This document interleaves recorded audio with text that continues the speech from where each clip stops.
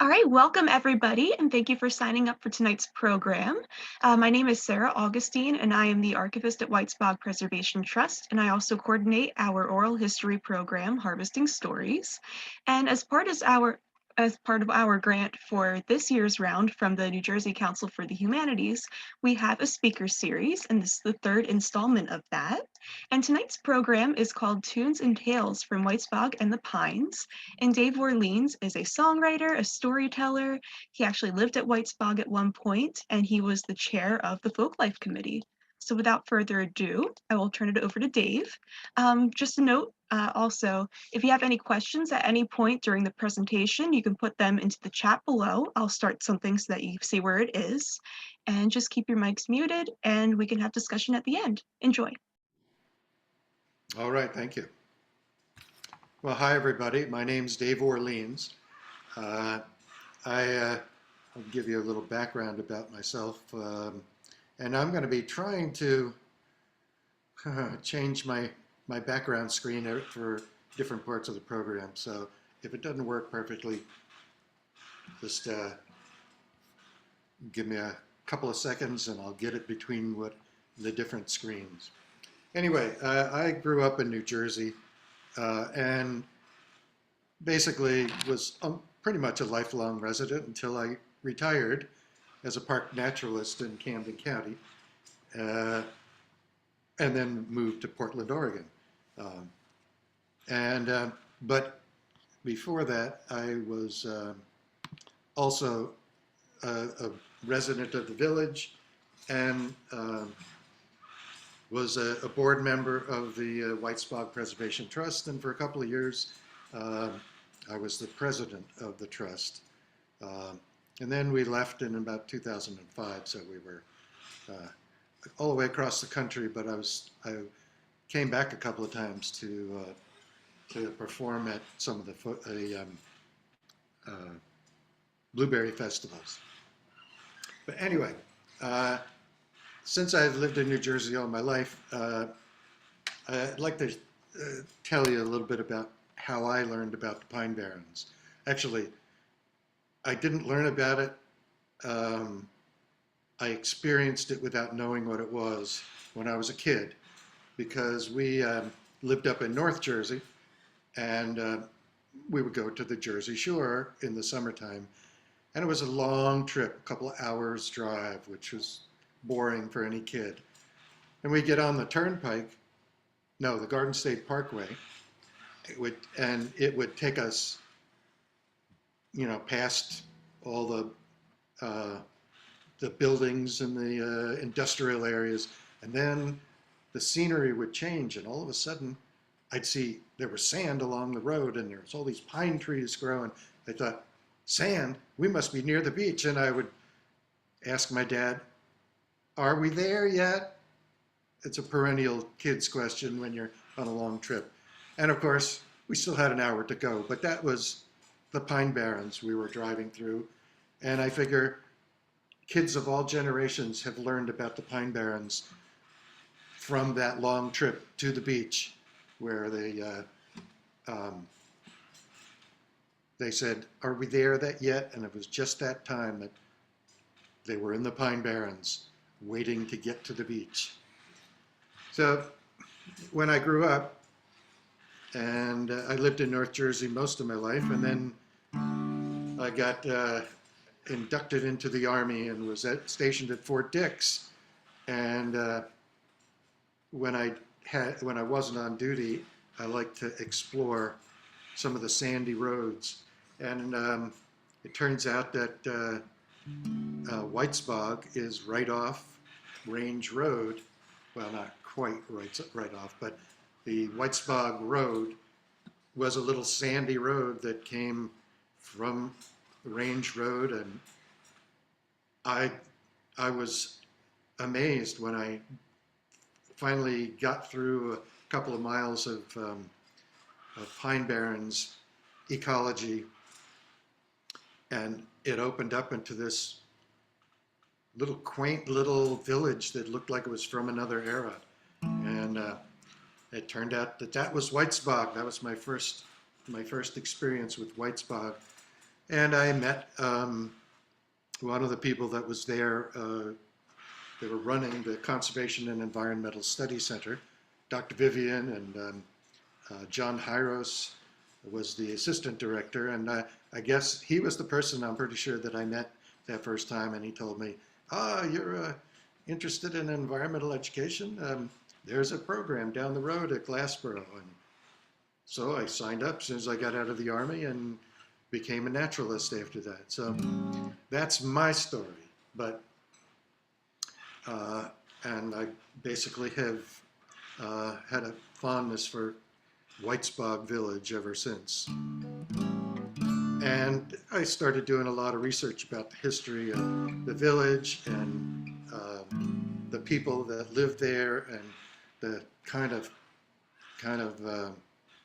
agriculture that was really important and started at Whitesbog. So anyway, I'd like to do a song that's it's called the Pine Barrens Song. And I think most people who have studied the Pine Barrens, the history of the Pine Barrens, it turned out that the Pine Barrens was not conducive to farming at all. The soil was sandy and barren, and a lot of pine trees and oak trees were about all that grew there, at least as far as most folks knew. But of course, it also was where two of the three native fruits were in this country. The cranberry and the blueberry were native to the Pine Barrens.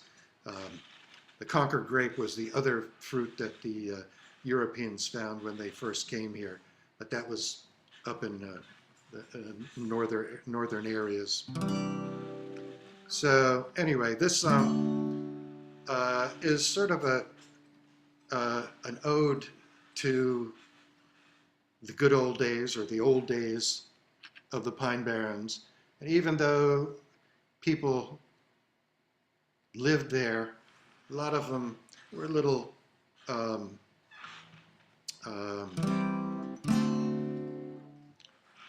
they were reclusive, I guess you could say, because a lot of them may have descended from people who just wanted to hide out from polite society. As far as I can figure, there were escaped slaves, Native Americans that didn't want to go onto the reservation, people that were just hiding out from the law, and unless you were in a polite society, you probably wanted to get away, and that was a good place to hide, in the Pine Barrens. But at some point, people began to realize that the Pine Barrens has some ecological and cultural significance, and at some point, people started being proud to be Pineys, as everybody called them. So this is I guess you could call it a piney song, a song about the people of the Pine Barrens.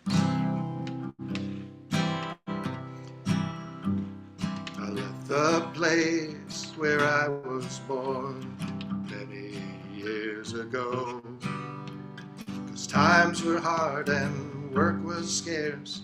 I had no choice but go. But I've been back there many times in my memories. Of all the places I have seen, it's there I'd rather be, where the scrub pine, ground oak, berry bush and sand, they never change, they never will, my Pine Barrens land. The sweet May pink and the curly fern, leaves all turning green, and the water running red in the cedar swamp stream. Pine smoke from the wood fire blowing on the wind, Lamplight on the window, shining once again. Wagon up a one-room school and a country store. Folks you used to know. Times have changed and they were gone a long, long time ago. But the scrub pine, ground oak, berry bush and sand, they never change, they never will, my Pine Barrens land. The sweet May pink and the curly fern, leaves all turning green, and the water running red in the cedar swamp streams. Wagon roads that run for miles down through the twisted pines, past little long forgotten towns that failed the test of time. Sometimes they're along the way, granite markers cold and gray, but the only ones who stayed there in the barrens, where the scrub pine, ground oak, berry bush and sand, they never change, they never will, my Pine Barrens land. The sweet May pink and the curly fern, leaves all turning green, and the water running red in the cedar swamp streams, down in the Pine Barrens.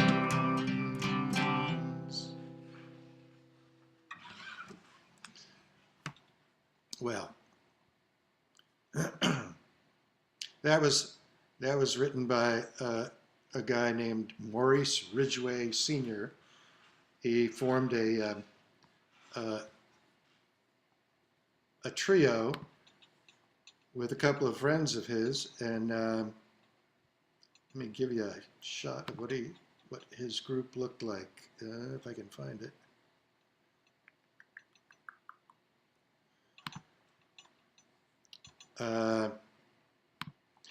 He and his buddies used to play locally and at local dances and on the radio. And in 1941, that woman up there at the top of the screen, Dorothea Dix Lawrence, who was a folklorist and opera singer and a radio personality, she was able to get them to come and play at the National Folk Festival in Washington, D.C. in 1941. I don't know if they sang that song. I know it's copyrighted in 1977, but they may have been singing it that early as well. So anyway, I'd like to, oops, I want to change the screen again, hold on. Okay. There we go.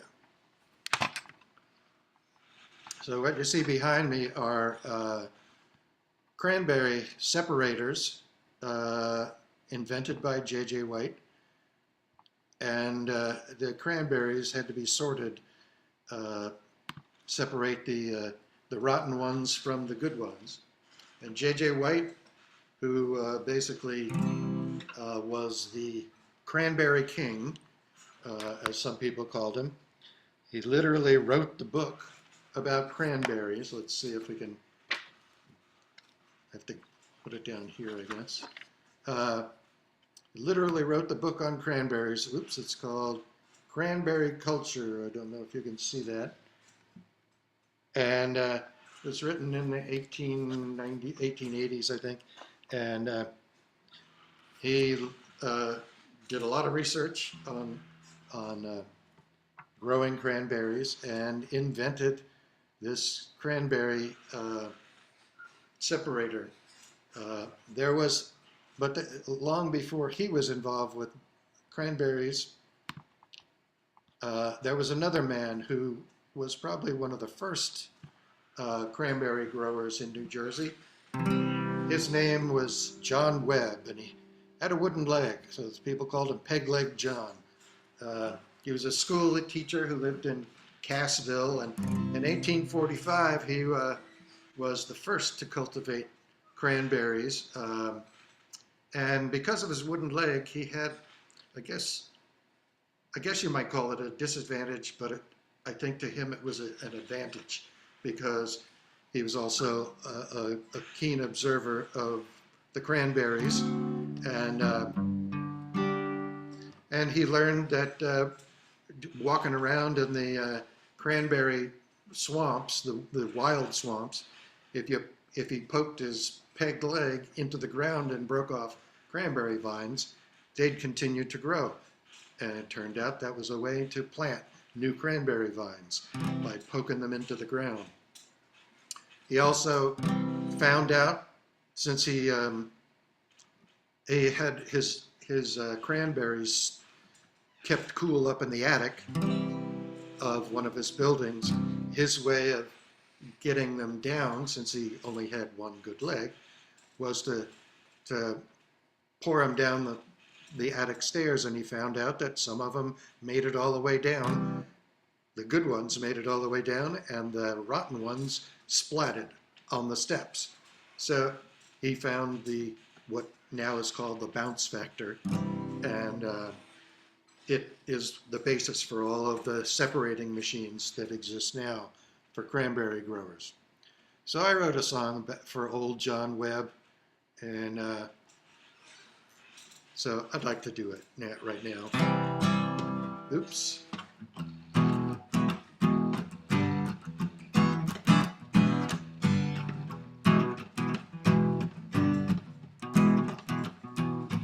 Well, old John Webb was a cover road man,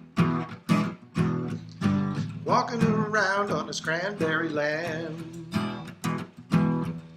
Poor John Webb only had one leg, attached to the other was a wooden peg. Peg Leg John made himself a name, that old wooden leg was claim to fame. Folks all said it was quite the shame, but Peg Leg John made himself a name. Made the cranberries bounce, cranberry bounce, do the cranberry bounce. Well, old John Webb was walking around, poking that peg right into the ground, breaking off pieces of cranberry vine. When he came back, found them grow just fine. Peg Leg John lived high on the hog, found a new way to plant his cranberry bog. Twice as easy as falling up a log. Peg Leg John lived high on the hog. Made the cranberries bounce, cranberry bounce, do the cranberry bounce. Well, old John Webb was nobody's fool. He stored his berries where it was cool. Bright red fruit his attic he filled, was the perfect place to keep 'em chilled. Peg Leg John had a heck of a time, carrying boxes one at a time. Up and down those stairs he'd climb. Peg Leg John had a heck of a time. Made the cranberries bounce, cranberry bounce, do the cranberry bounce. Well, John Webb's working late one night, putting up berries by lantern light. His peg leg knocking on a rickety board, spilled cranberries all over the floor. Peg Leg John had himself a scare, cranberries bounced down the attic stair. Gave him a start and made him swear, old Peg Leg John made himself a scare. Made the cranberries bounce, cranberry bounce, do the cranberry bounce. Well, Old John Whale took a look around. Good firm berries bounced all the way down. Found a mess of cranberries all over the stairs. The soft rotten fruit didn't bounce anywhere. Peg-leg John, now he understood a new way to separate the bad from the good. Bounciest berries in the neighborhood. Peg-leg John, now he understood. Making cranberries bounce. Yeah, the cranberries bounce. Yeah, the cranberries bounced. Yeah, yeah. Old John Webb is a legend, they say. To every cranberry grower today. Fresh berries to market, the ripest all glean. By bouncing over hurdles in a sorting machine.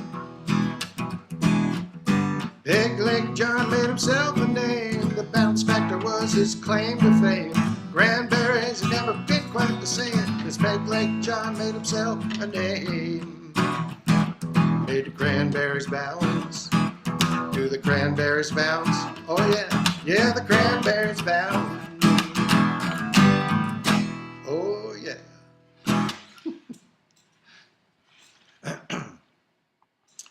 So the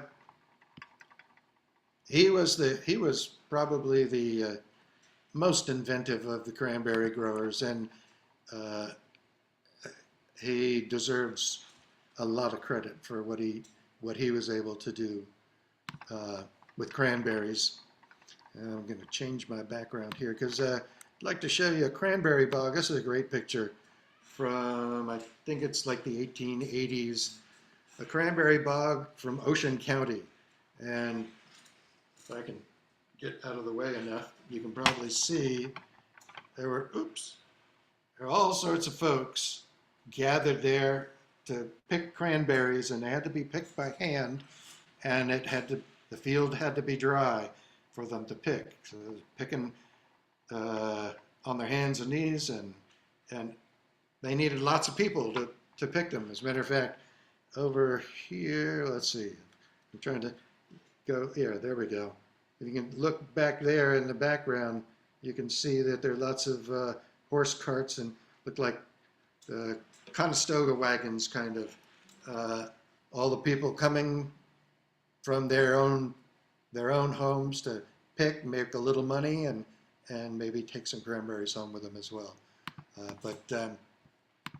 So I found this song in an album by Dillon Bustin. It's called The Cranberry Bogs, and it was written by as a poem sometime in the late 1800s, and he talked about the Bohemians, the Irish, the Yankees, and Dutch who picked the cranberries, but it seemed to fit really well just by substituting some local folks like Quakers, Italians, and Pineys and such. And with a couple of small changes, it became a New Jersey song to me.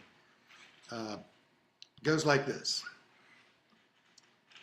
Well, you ask me to sing, and I'll sing you a song of how in the marshes we all get along. Quakers, Italians, and Pineys and such. In the cranberry bogs you will find a whole clutch. Did you ever go down to the cranberry bogs? Some of the houses are hewn out of logs, with walls made of board from the cedars and pines that grow in the country called the cranberry clime. When the hay it is cut and the wheat it is stacked, cranberries ripen, so our old clothes will pack. And away to the marshes to rake we will go, and dance to the music of the fiddle and bow. And did you ever go down to the cranberry bogs?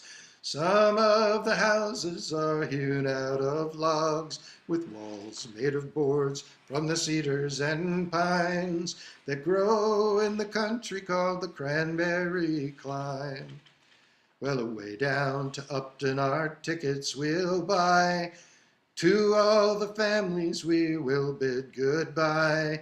For profit and fun our plans to resign for 3 or 4 weeks in the Cranberry Climb. And did you ever go down to the Cranberry Bogs? Some of the houses are hewn out of logs, with walls made of boards from the cedars and pines that grow in the country called the Cranberry Climb. Well, in all day in the marshes our rakes we will pull. We feel the best when our boxes are full. And in the evening we'll dance till we're all tired out, and wish the cranberries would never give out. And did you ever go down to the Cranberry Bogs? Some of the houses are hewn out of logs, with walls made of boards from the cedars and pines that grow in the country called the Cranberry Climb. Well, you asked me to sing, and so I've sung you a song of how in the marshes we all get along. The Quakers, Italians, and Pineys, and such. In the Cranberry Bogs you will find a whole clutch. And did you ever go down to the Cranberry Bogs? Some of the houses are hewn out of logs, with walls made of boards from the cedars and pines that grow in the country called the Cranberry Climb. So eventually cranberries have gotten mechanized, so there's not so much of a need for so many people, but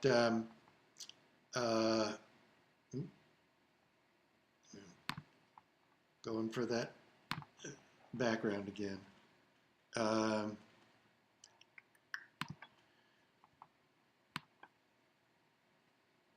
So I'd like to tell you a story about somebody who did a lot of research here in the Pine Barrens in the late 1930s and early 1940s. His name was Herbert Halpert, and he collected folk songs and folk tales from New Jersey, from the Pine Barrens specifically. And given the reticence of some of the locals to actually talk to outside folks, he had a hard time even pinning down where the Pine Barrens was. He'd heard a lot about the music and the tales that came from the people that lived there, but he had a hard time finding the place because I think coming from the north, I'm assuming he drove south on something like Route 206, and as he would go down and the houses gave way to woods and pine trees and oaks, and he'd get down into the countryside, and there'd be a farm stand on the side of the road. He'd pull over and say, "Hey, can you tell me where the Pine Barrens are?" And they say, "Oh yeah, you go down south another couple of miles." And so he'd get back in his car and he'd drive down a little farther. You'd see a gas station on the side of the road, and he'd pull over and ask the local attendant, "Can you tell me how to get to the Pine Barrens?" He said, "Oh yeah, you go down about a couple of miles, and you can't miss it." So he did that a number of times on the way down. Everybody kept telling him, "Oh yeah, just a little farther. You're not there. You're not in the Pine Barrens." So he drove for a while, came upon another fruit stand or vegetable stand, and he pulled over and asked the guy, I've been driving all day, and I've been looking for the Pine Barrens. Could you tell me where they are?" And he said, "Oh yeah, you got to go back up the road about 5 or 6 miles, and you can't miss it." Well, eventually he did find it, but people just didn't want to be associated with the pines. Nobody wanted to be considered a piney until his research and the establishment of the Pinelands National Reserve and a lot of studies on ecology and folklore and folk life in the Pine Barrens made people realize they could be proud to be pineys.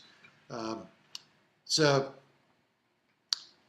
his research actually came after the fact for me, because I had found a couple of references to blueberries in there was a book called Jersey Genesis that talked about Herbert Halpert having interviewed this guy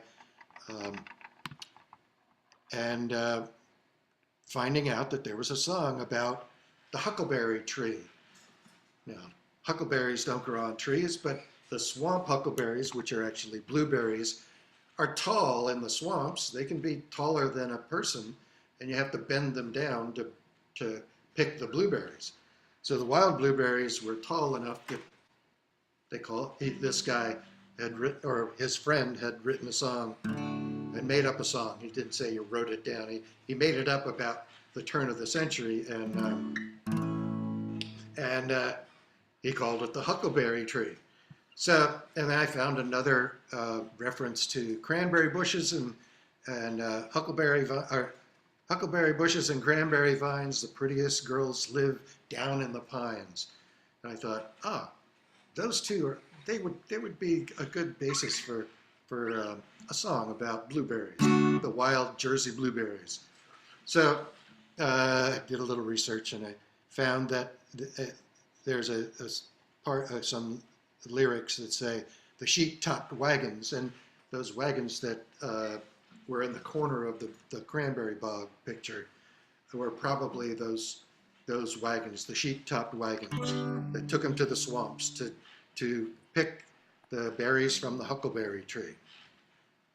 So at any rate, here is what I call the Jersey Blues, and long after I wrote the song, I did find out that Herbert Halpert had made recordings. So I heard both of those, the two verses from the Huckleberry Tree song and the couplet that I found in an old cranberry grower's journal. He also collected that. It turned out to be part of a bawdy song, but the unbawdy part is in mine. So it's called the Jersey Blues. I've got the Jersey blues, but that ain't bad. They're the sweetest blues this boy has ever had. If I could only have my wishes, give me Jersey blues, the berries so delicious. Well, I take my pail down to the riverside in the middle of July. First I'd fill my pail and then I'd stuff my face, and right back home I'd fly. I got the Jersey blues, but that ain't bad. 'Cause they're the sweetest blues this boy has ever had. If I could only have my wishes, give me Jersey blues, the berries so delicious. Soon the sheet-topped wagons to the swamps will go, loads of merry pickers seated all in a row. They jump into the picket and whistle merrily, scooping up the treasures of the huckleberry tree. I got the Jersey blues, but that ain't bad. 'Cause they're the sweetest blues this boy has ever had. If I could only have my wishes, give me me Jersey blues, the berries so delicious. The huckleberry bushes and cranberry vine, prettiest girls live down in the pines. When we were young and so carefree, we stole a kiss under the huckleberry tree. I got the Jersey blues, but that ain't bad. They're the sweetest blues this boy has ever had.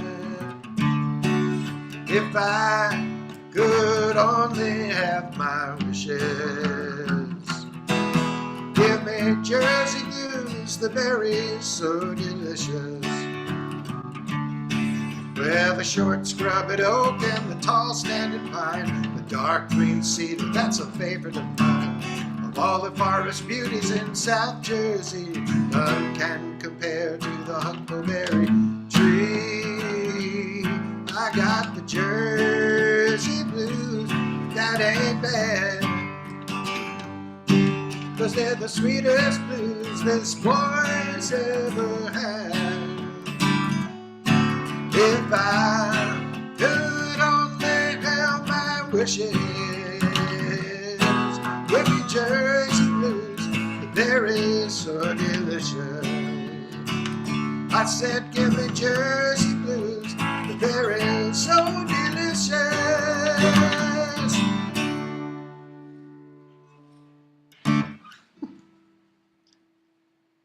All righty. Well, somebody else who was pretty instrumental in the history of Whitesbog was the daughter of J.J. White, his oldest daughter, Elizabeth White. And she grew up in the Whitesbog area. They lived in, I forget the name of the town, had a big house, and her dad would come every weekend, work, monitor the cranberries, and she basically got her start learning about cranberries as a kid, and then eventually she saw all these blueberries that grew wild on the sides of the cranberry bogs in the slightly higher, drier margins. And every summer, when the blueberries were ripe, all the cranberry workers that worked there during the rest of the year would stop what they were doing and go out and pick blueberries. And she really wanted to turn that into a crop as well. But they couldn't figure out how to grow them. So this is the story of her life. She eventually became so famous that people called her the Blueberry Queen for all of the things that she did to basically create a new farm crop in New Jersey. Not wild blueberries, but cultivated high bush blueberries. So this is a song that I call the Blueberry Queen, and it's made up of a lot of her writings, some phrases in some of her letters and her articles that she wrote. And there's one part in it where it talks about she went out or she put out the word for all sorts of local woodsmen to come and bring her to berries, to great berry bushes. And the one berry bush that turned out to be the mainstay of blueberry growing in South Jersey was a berry that was discovered by a young guy named Reuben Leake. And she named the berries for the people who showed them to her, but nobody wanted to call it the Rube berry or the Leake berry. So Frederick Coville, who was a scientist that helped her uh, uh, perfect the cultivated blueberry, he got the idea of slamming an L on the end of rube, and it became a ruble, which sounded a lot like money, good value to that naming. So here is the Blueberry Queen.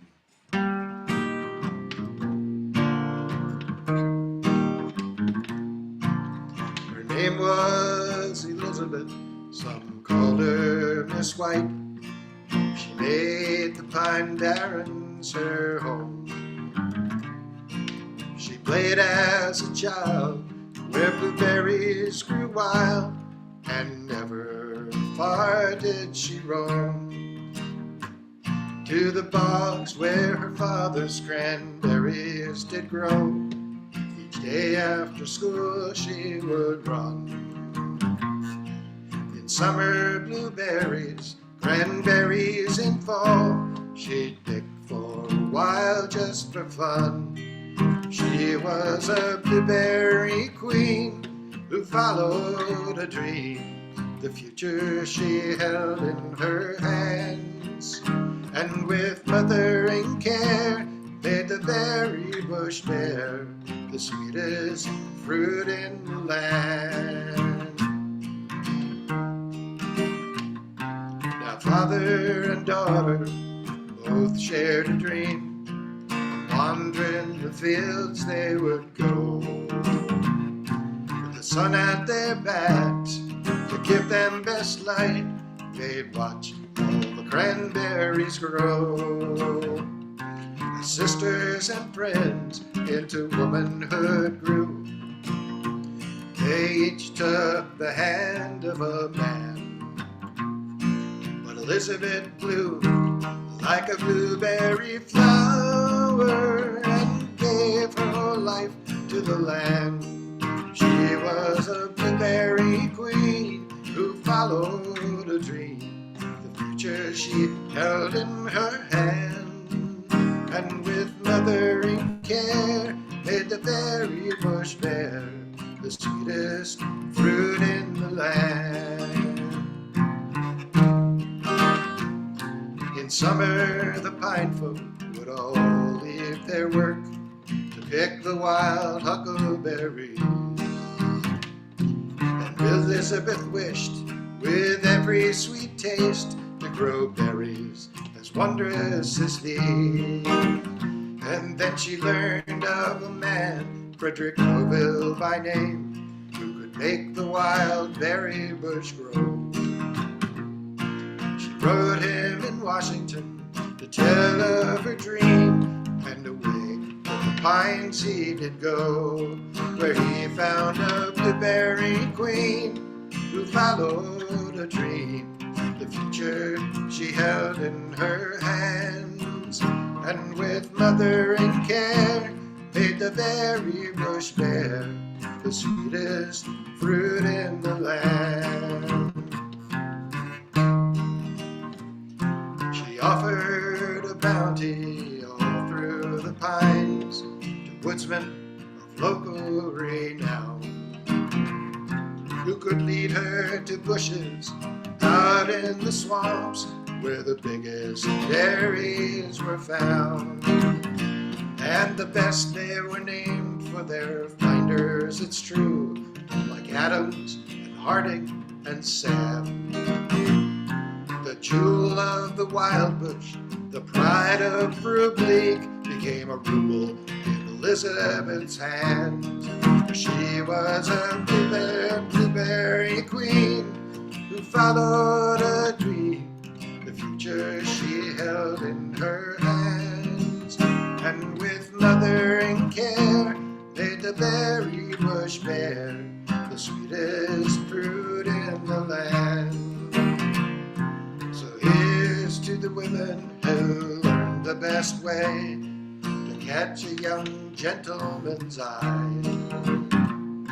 They thank Miss Elizabeth, then they roll out the dough for a luscious fresh blueberry pie.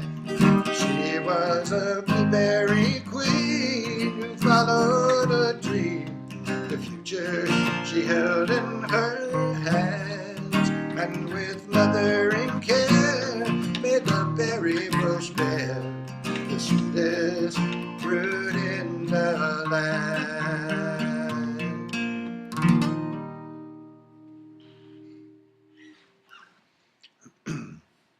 Yeah, Elizabeth White, she met Herbert Halpert, the folklorist who was looking for tales and stories and songs, and she was able to put him on the right road to get some of those.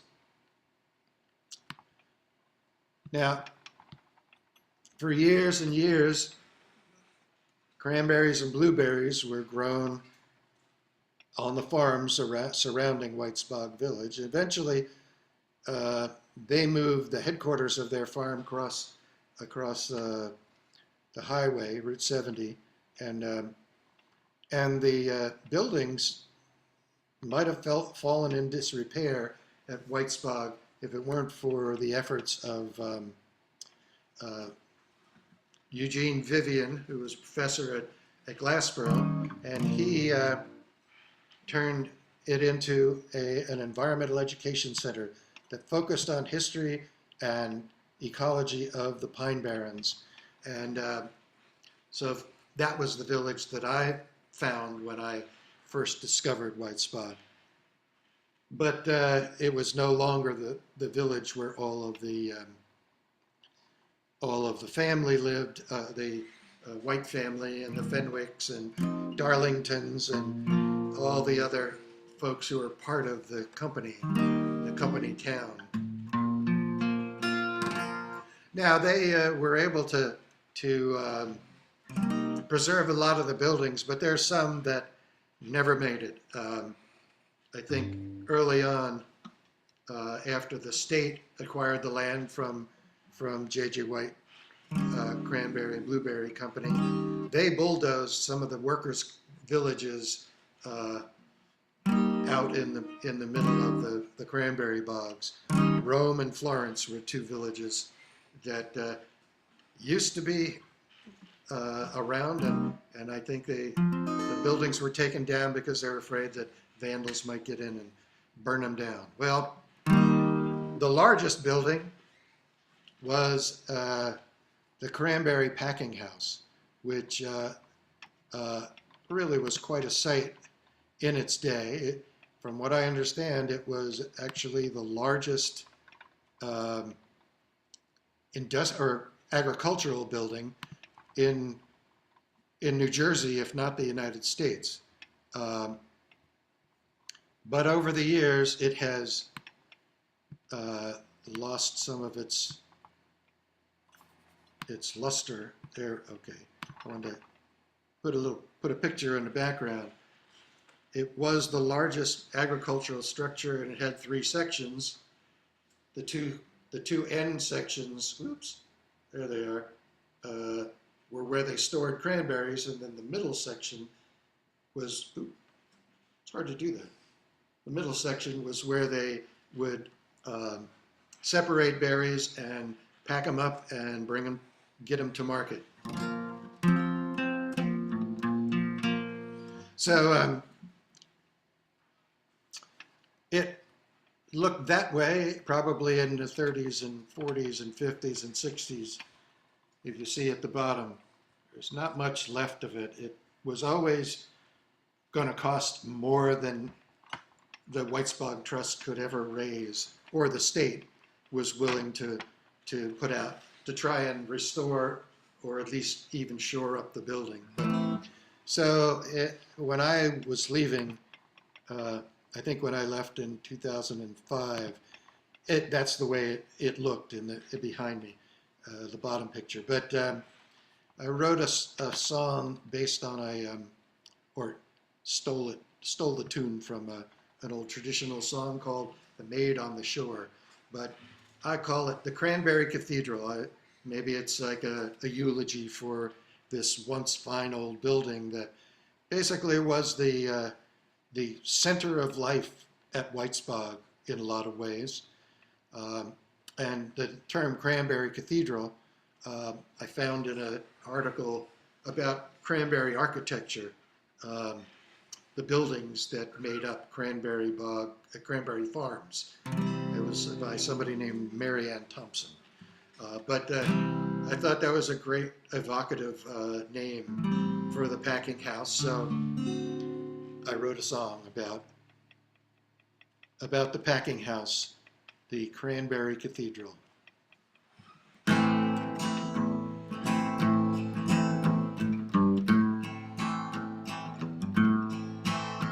You may call me the grand old man of Whitesbog. I've been standing here 100 years. Cranberry Cathedral to the village around. In me you have stored all your hopes and your fears. You've stored all your hopes and your fears. I've seen summer swallows swoop over the bogs above nodding pink cranberry blossoms. Heard the chorus at night of Pine Barrens tree frogs. Stood silently guarding the ice-covered vines. Stood silently guarding the vines. I've basked in the sun many crisp autumn morns while waiting for the dew to dry. Heard the laughter and the chatter of the lively families as they went out each day to the bogs to work. Each day to the bogs to their work. You may call me the keeper of the autumn harvest of cranberries culled from the vines. I've seen thousands of barrels of that crimson fruit go off on their journey all round the world. Their journey all round the world. For a century I've stood a most faithful watch over bogs in the heart of the barrens. But the wind whistles through, and the rain rots my wood. I know that the end of my days could be near, that the end of my days could be near. So come all ye villagers, lend me a hand, shore up all my sagging timbers. Without your commitment and kind caring hands, I surely will crumble into decay. I'll surely crumble into decay. You may call me the grand old man of Whitesbog. I've been standing here 100 years. A Cranberry Cathedral to the village around. In me you have stored all your hopes and your fears. You've stored all your hopes and your fears.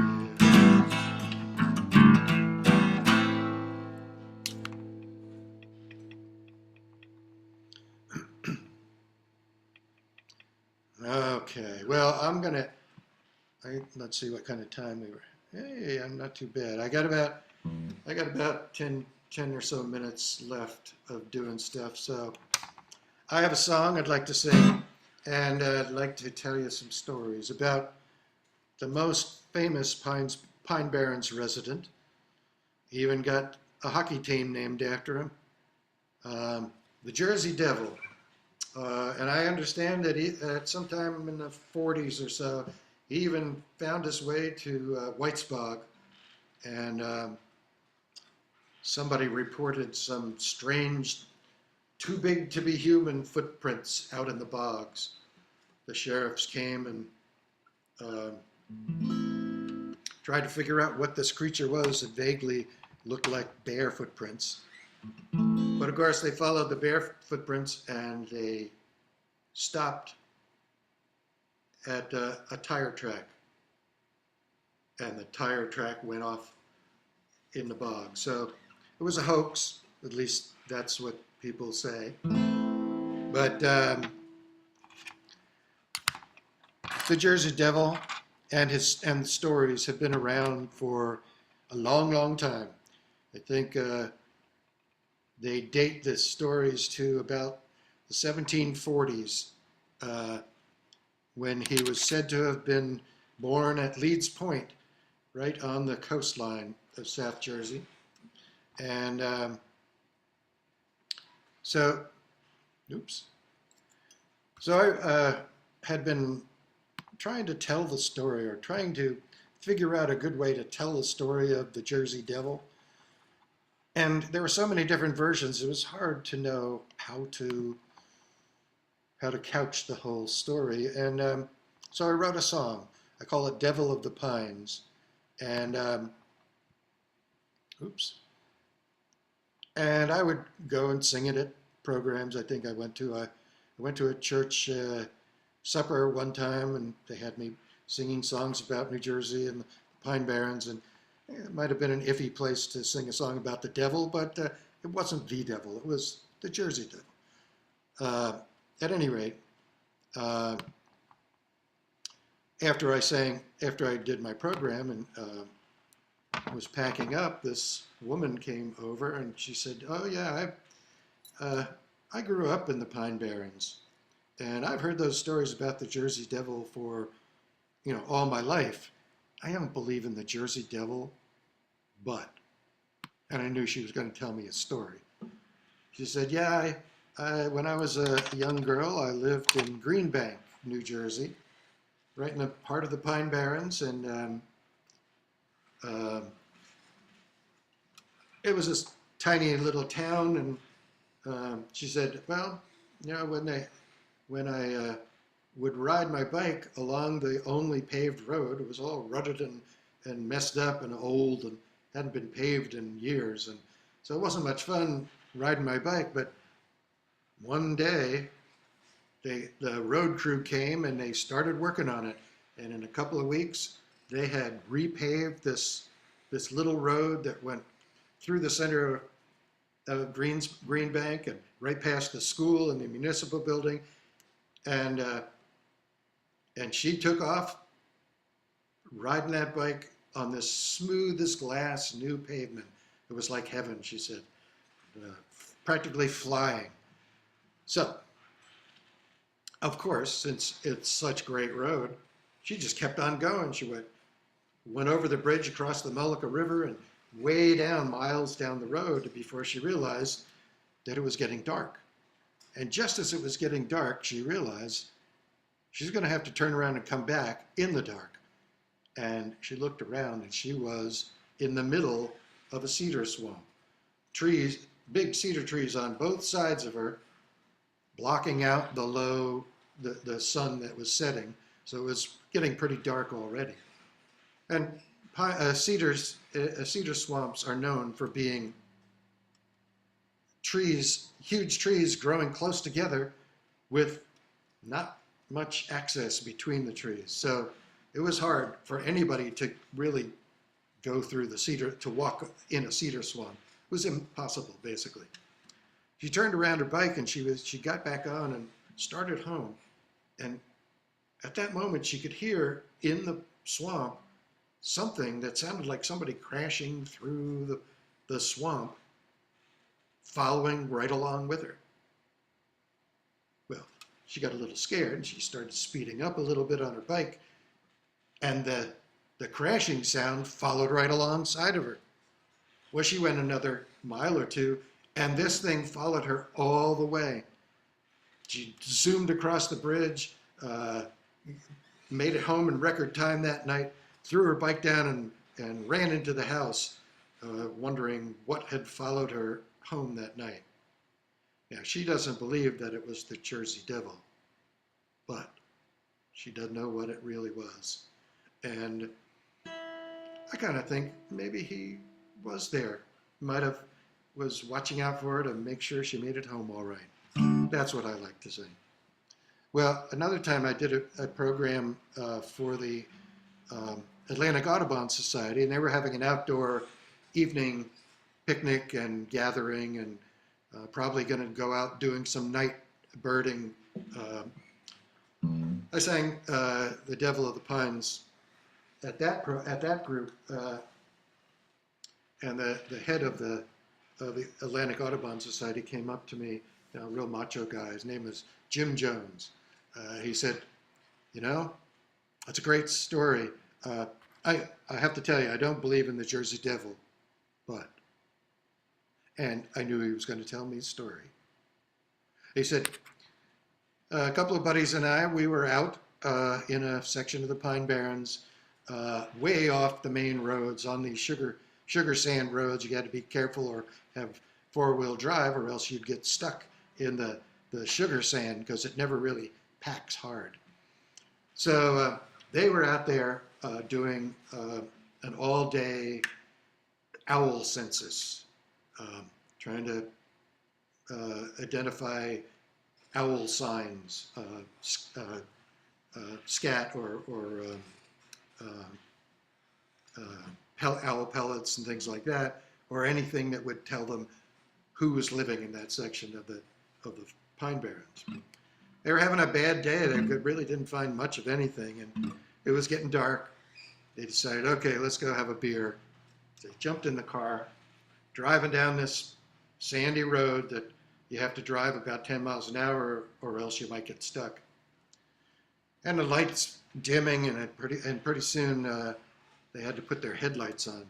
As soon as they put their headlights on, it must have scared something off in the trees, and something swooped down and started flying ahead of them, just far enough away that they couldn't see what it was, but it had a wingspan as long as a man's arm, and it took up that whole sandy road, and every once in a while it would hit a low-hanging pine branch, and the needles would shower down, and they said, "Hey, let's see if that's an owl or something." And so they tried to speed up a little bit. They got a little closer, but they couldn't get close enough. They couldn't go fast enough to get close. But what they did see after they turned their headlights on was not only was it flying, but it was galloping along on the sand. These two legs were kicking up sand dust balls. So whatever it was flying and running, or galloping, or whatever. And one of the guys said, "You know, could that couldn't be, could that be the Jersey Devil?" Now, the other two guys in the car, they were ready to turn around and go home because they didn't want to see any Jersey Devil, but Jim said, "All right, if this is the Jersey Devil, I want to be the one that finds out about him." So they started driving like crazy people. He was driving around the corners and skidding in the sand, and they almost got stuck a couple of times, but they couldn't get close enough. So they made a turn, and I guess whatever it was flew off the road, and they thought, "Oh, he's gone. Guess we'll never know." And then just at that moment, right through their headlights, crossing the sandy road, came this huge owl, a great horned owl, who had in his talons this giant cotton-tailed rabbit. And that rabbit was so big, the owl couldn't get up into the trees. And so his little dead feet, his little lifeless back feet, were dancing on the sand, kicking up sand dust. So, of course, Jim says, "Yeah, that's what everybody sees when they see the Jersey Devil." But I'm not so sure. There have been plenty of encounters over the centuries that the Jersey Devil legend has been in existence. And so here is my story of the Jersey Devil.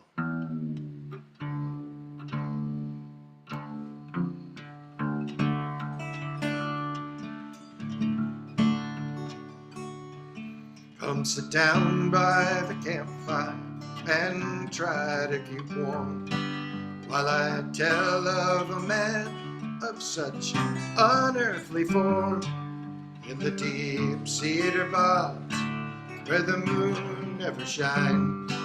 They say there lives a devil, the devil of the pines, the devil of the pines. Well, there once was an old woman who lived by the bay. She had a dozen children and another on the way. Some said she was a witch, that old mother leads. But unlucky 13, even she did not need the devil of the pines. When she found that it was so, she wept and she mourned. She let loose a curse on her child yet unborn. She cried, "All ye spirits, come hearken unto me. If this child will be born, then a devil let it be."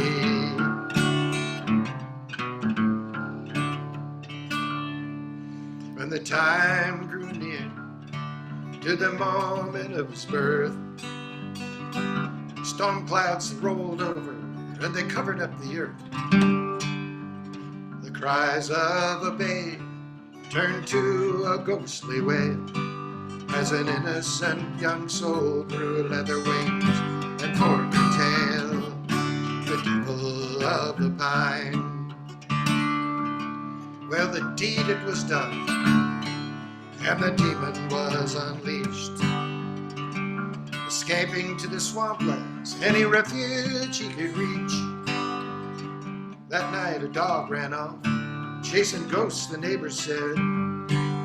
Under cover of the darkness, a hungry devil fed, the devil of the pines. And from the Jersey shore to Chatsworth, and on the road to Hatfield, every nighttime travel could hear the devil at his heel, shouting out the headlines the newsboy's voice would bring. Mothers, mind your children, 'cause the devil is on the wing, the devil of the pines.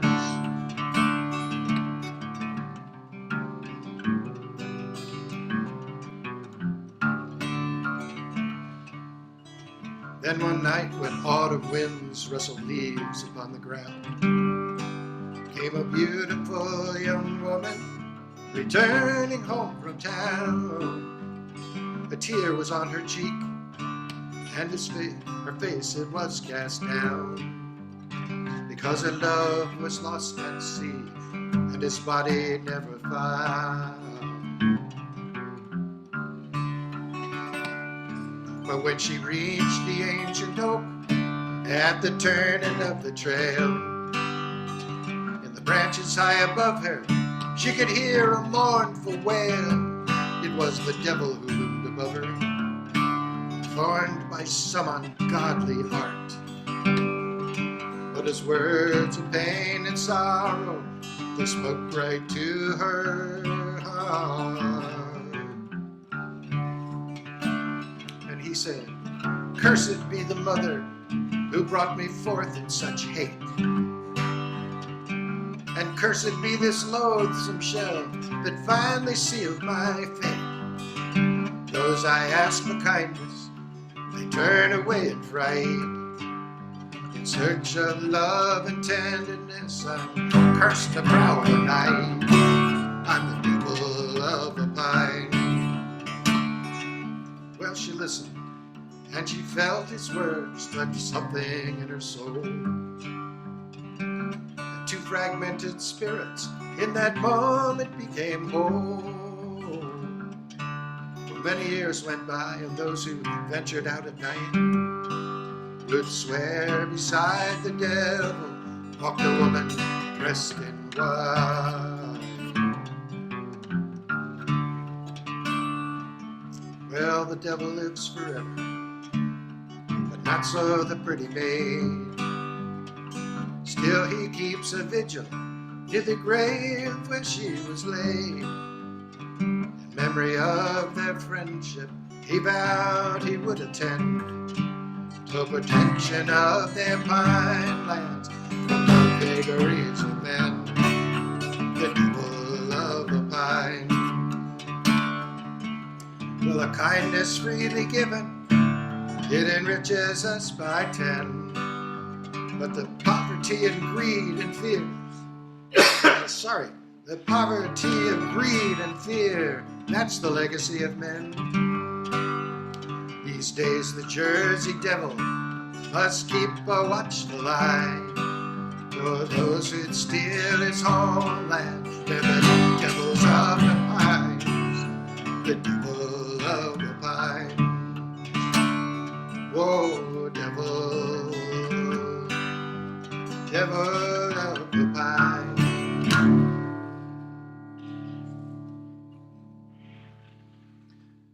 Well, I will leave you with just one thought. That Jersey Devil, I like to think of him as a guiding spirit of the Pine Barrens, not somebody to be run away from. So when you're out visiting Whitesbog, visiting the Pine Barrens, hiking in the woods, enjoying the amazing place that is the Pine Barrens, watch out for the Jersey Devil and give him a high five for me when you see him, because he's out there. He's out there. He's probably the reason the Pine Barrens are still there and not filled with developments straight from here to Atlantic City. So with that, I will say goodnight, or at least I will turn it back to Sarah, and you're welcome to ask some questions or put it in the chat, or however we're going to do this. So, and thank you very much for letting me come and talk your ears off. So yeah, if anybody wants to unmute their mics, if it's easier, if you have any questions or comments. I know I personally love your interpretation of the Jersey Devil. I never really thought of it that way, but it's nice to have a little bit of a guiding spirit with you when you're in the woods. Yeah, right. He's a guardian devil. Yeah. I'm just checking the chat to make sure we didn't have any questions through the Oh, I mail. see somebody lives in Cassville. All right. That would be interesting to find out if you know more stuff about old Pegleg John Webb.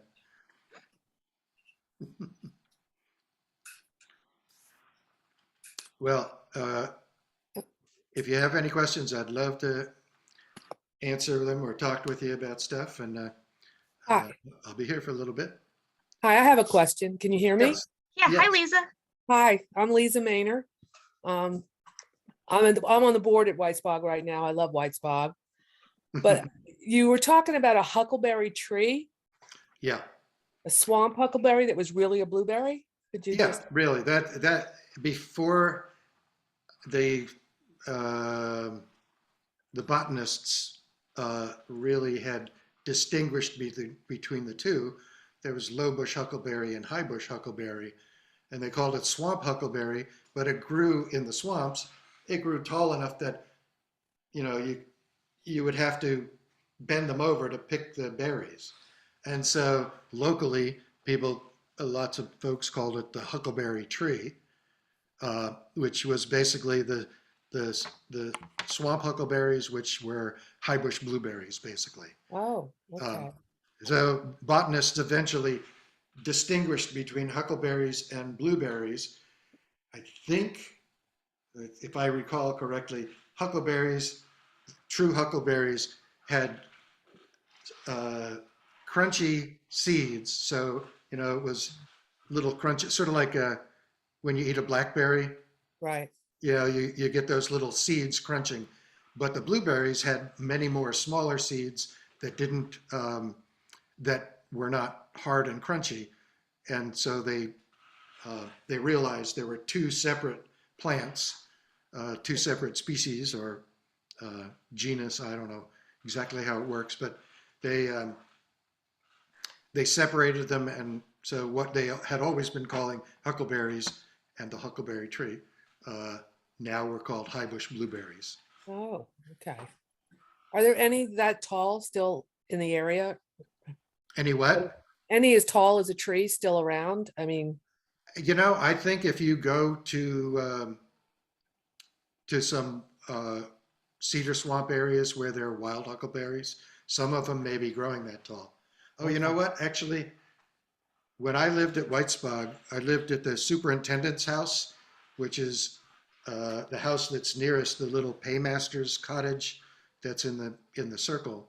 Yes. And we used to bring a half a gallon plastic jug and go right behind our house. There was some abandoned blueberry fields, and they hadn't been pruned, they hadn't been trimmed for 50 years, so they were almost tree height. They were probably 10 feet tall, and Oh, we had to bend them over to pick the berries. But the berries were just as good as they okay. would have been if it had been maintained as a field. Although some people said that if you pick the wild ones, you might get worms in them, but they chew up nice. So Extra protein. Yes. extra protein. Well, Yeah. that's neat. I have to go check that spot out. Thank you. It was There a are a number fabulous. of blueberry fields that have stopped production, but they haven't cut down all the the bushes. So some of them, with pine trees growing above them, shaded and probably not in the best of situations, are still producing blueberries after, I don't know, 100 years maybe. Okay. Um, so if you go to Whitesbog and you see what looks like a kind of a forest with lots of, I found that they had rows of blueberries and they built up the rows to make them a little bit higher, and you can still see those rows in the forest that Okay. show that they had blueberries growing there. Okay. Definitely have to go do some exploring. Yeah. Thank you. Thank you very much. It was a fabulous performance. Well, thank you very much. Appreciate it. Mhm. Okay, what is that? What happened to the ruble you mentioned, the one Elizabeth named with the botanist? I think it is still uh, part of the heritage of a lot of the existing high bush blueberry bushes. Um, so there are rubles. They may not call them rubles because they've probably since been uh, hybridized with other varieties as well. So they may have new ones, but a lot of them had their their what do you call it? Their genealogy includes the ruble because it was a very hardy and well producing uh, bush, I think. I have recorded a bunch of those songs, not all of them because some of them aren't mine, but the ones that are mine, I did make a recording that I have never sold any, or at least haven't for 20 years. But if you're interested, I'd be glad to send you a link to a place you can download them from my Google Drive. So if someone is interested, you know, you're welcome to send me an email address. My email address is earthsinger@comcast.net. Put it And into the chat too so people can see it. yeah, I see one there. I guess I'll save the chat when we finish, and then I'll have it. So yeah, I will I will send you a link. You said earthsinger at Gmail, correct? Or at At, Comcast? well, earthsinger@comcast.net, Okay. but I do have an earthsinger1@gmail.com. But that's confusing. So the Comcast.net, that's my best one. Yeah, there you go.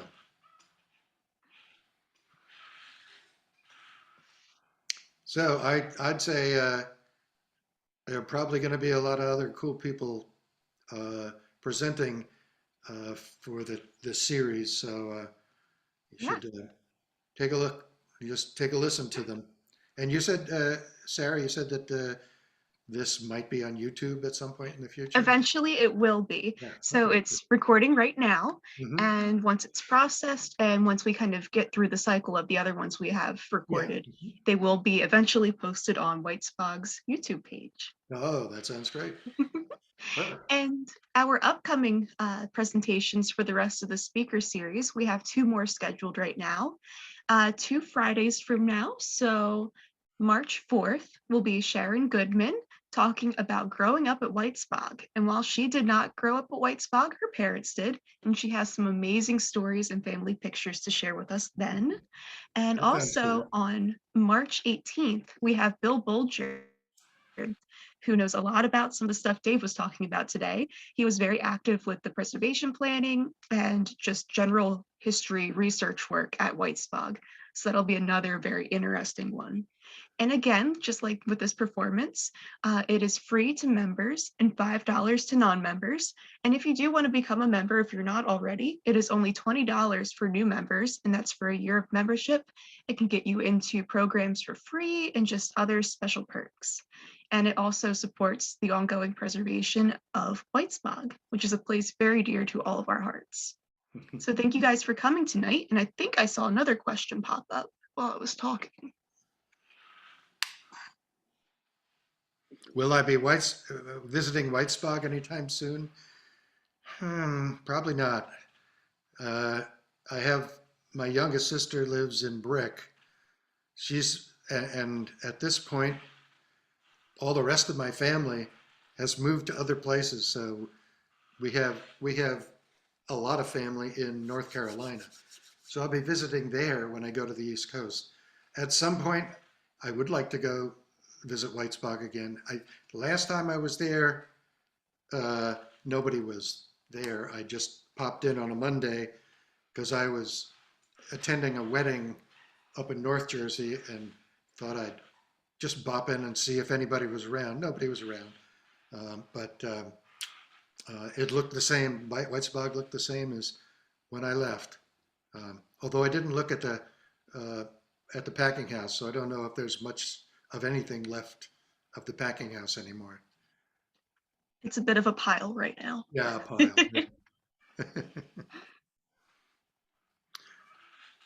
Well, thanks a lot for you guys coming and listening, and